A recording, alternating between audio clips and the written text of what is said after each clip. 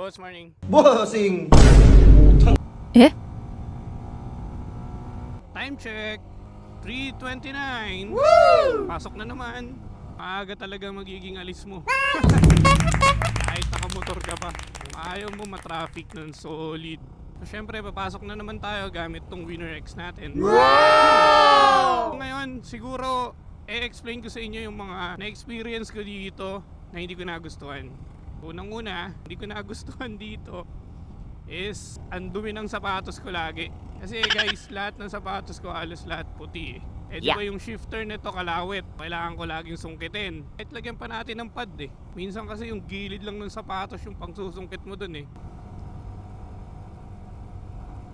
Dumudumi lahat ng sapatos ko. Kawawa na yung sapatos ko eh. Actually, nag-dedicate na ako ng isang sapatos na masisira. Papakita ko na lang sa inyo sa screen ko kung ano na itsura niya. Kawawa talaga yung sapatos. At unless siguro mag-itim kang sapatos, wala eh. Syempre, alam mo naman, pag puti, maporma talaga yan. Syempre, kailangan nakaporma pa rin sa opisina. So, ang ginawa ko guys, ganap ako ng ibang adjustment. Nakahanap naman tayo. I-flash ko na lang din sa screen yung nabili kong solusyon. Nakakita tayo ng pambaho. Ano yun? So ang nakita nating solusyon guys is yung dual shifter or parang heel and toe. Parang alam niyo yung shifter na ginagamit sa sa tricycle. May nakita tayong ganun na plug and play sa Winner X. Yung nakita nating plug and play na yun, makikita niyo sa Shopee yun. Ang label nung item na yun is RSX150. Gustuhan ko lang doon, plug and play siya sa Winner X. Makikita mo naman sa comment sa Shopee, kapagkabit sila sa Winner X sila nang walang problema. Yun na yung gamit nating shifter.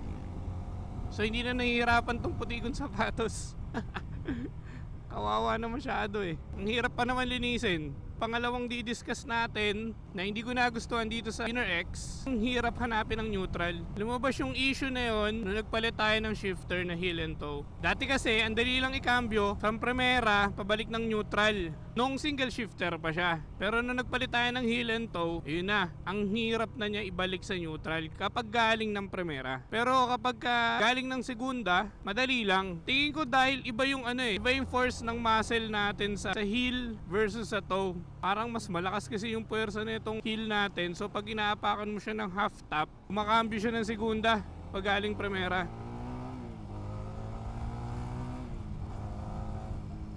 Ba tayo nandito? So guys, nahanapan ko na rin ng solusyon syempre. Hayaan naman ako sa inyo. Bring up ko yung problem tas di ko kayo bibigyan ng solusyon. Bali nahanapan naman natin ng solusyon yon. Pakita ko sa inyo kung paano siya ibalik ng neutral pag galing primera. Pag matigas, papakita ko sa inyo. Pagdating natin sa stoplight, ang tigas niya papuntang neutral. Ayan, di ba? Segunda. So half tap mo lang yung harap. Konting-konti lang, neutral na agad yan. Ang problema, pag yun nga yung sinasabi ko sa inyo, galing kayo ng primera, tinan nyo primera, half tap ko, papuntang neutral, tigas, ayun buti pumasok, pero ang tigas, ulit, half tap ulit, tigas. So nakakita na tayo ng technique dyan. So ang gagawin natin dyan, ibobomba muna natin. Ngayon, pagbalik nung silinyador nyo, pagtapos magredondo, dun nyo tapakan ng kalahati. So kagaya nito, bomba din, apak, bomba, o diba? Pasok agad. Buisit kang Winner X ka, pinahirapan mo ako doon. Pero tingin ko, ganito rin naman yung sa ibang motor. Kaso yun nga, matagal-tagal kasi tayo hindi nag-manual. So hindi ko alam na ganun na pala. Or di ko lang matandaan. Kasi dati malalambot lang naman pag babalik mo ng neutral eh. Hindi ko alam kung nagkaroon ng changes sa innovation about doon. Basta yun yung nakita nating technique. So ibomba nyo muna. Pagkatapos ng bomba, doon nyo naman naapakan ng kalahati. Bak, lalim nun Hindi naman lumalaban yung manibela. Grabe lalim nun. Nasubok yung Winner X natin dun Pero check natin dun sa Julio Vargas gas station, check natin. Ingat kayo dun guys sa tapat ng SM, SM Ortigas. Yun, paiba-iba. Dati mayroon dun sa bandang unahan. Ang lalim din. Ngayon, doon naman sa may bandang gitna. Kaya ako nadadali doon, di na nagbago yung kalsada doon. Susunod nyo, babagalan ko na talaga. So, ang dilim kasi doon Kaiwas ka nga sa lubak. Lumapit ka naman sa masasamang tao. Malapit na tayo sa gas station. Check natin muna natin. Sana hindi tumagas. Uisit na lubok yan. Ang lalim kasi.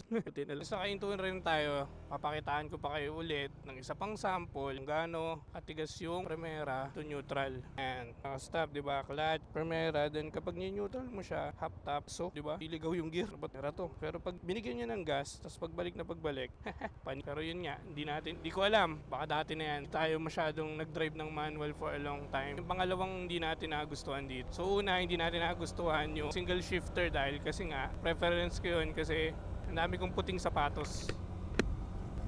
Sumunod, itong from Primera to neutral. Sa third na hindi natin nagustuhan dito is yung headlights niya. Ang dilim, mukhang kailangan natin magpakabit ng mini driving. Kasi hindi ganun kaliwanag kahit na ilagay mo siya sa high. Parang walang epekto eh. Hindi siya pang madidilim na na streets. Apat lang naman hindi ko nagustuhan dito. Yung ika-apat is daming ka-brand wars nitong motor na to.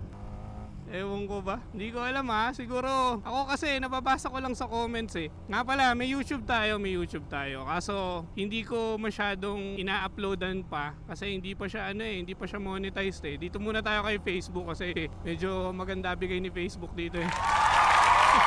Maganda bigay ni Facebook. So dito lang muna tayo. Pero from time to time mag-upload tayo doon. Bali yung YouTube natin, yun, Pinoy POV. So i-flash ko na lang din dyan sa sa screens.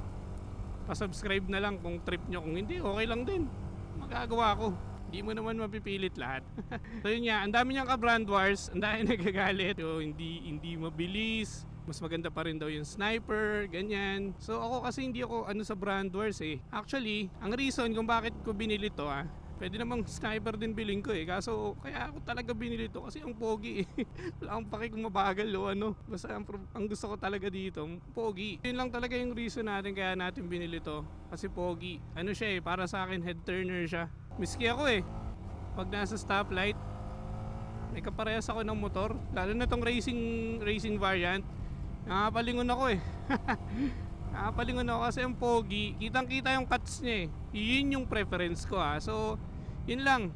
Ano mong problema dun? Maganda rin naman talaga yung sniper eh. Mabilis pa. Talagang kanya-kanyang preference. Ito kasi more on sa looks. Yung binasihan ko rito eh. Ang angas eh. Para kasi siyang Fireblade. So parang naka 1000cc ka na design, 'di ba? Yun yung reason natin. So kaya hindi naman tayo apektado sa mga brand wars na. Pero nakikibasa-basa tayo syempre. Pwede rin naman natin bilhin yung sniper. Kaso, ang hirap nun guys. Ang dami mong i-maintain ng motor. Nire-rehistro mo tapos di mo naman ginagamit. Talaga magkakaroon ka at magkakaroon ng favorite na motor. Kung meron ka mang more than one. Yun lang naman, apat di natin nagustuhan. Yung shifter niya, yung single shifter. Pangalawa, yung paglipat ng Primera sa neutral. Pangatlo, headlight. Pang-apat, yung ang dami niyang ka-brand wars. So kung medyo sensitive kayo sa mga ganon, maraming nangungutya, mas maganda pa rin yung ganito, mas maganda yung ganyan. Kung medyo iyakin kayo sa ganon, medyo sad boy kayo parate, meron ko kilala ganon lagi na lang sad boy So ito bilhin nyo, baka ma-depress lang kayo, mga walang niya kayo. Ayun lang guys, salamat sa pakikinig. Mga walang kwentang sinabi ko. At least kahit paano nagkaroon kayo ng update sa Winner X. Ewan ko kung nakatulong yun basta. So follow nyo rin yung YouTube natin So Pinoy POV. Post ko na lang lahat dyan sa screens nyo. Pa-follow na lang, baka malay nyo ma-monetize din yun, di ba? Makapag-return back tayo sa mga followers. Thank you! Bye-bye! Bye!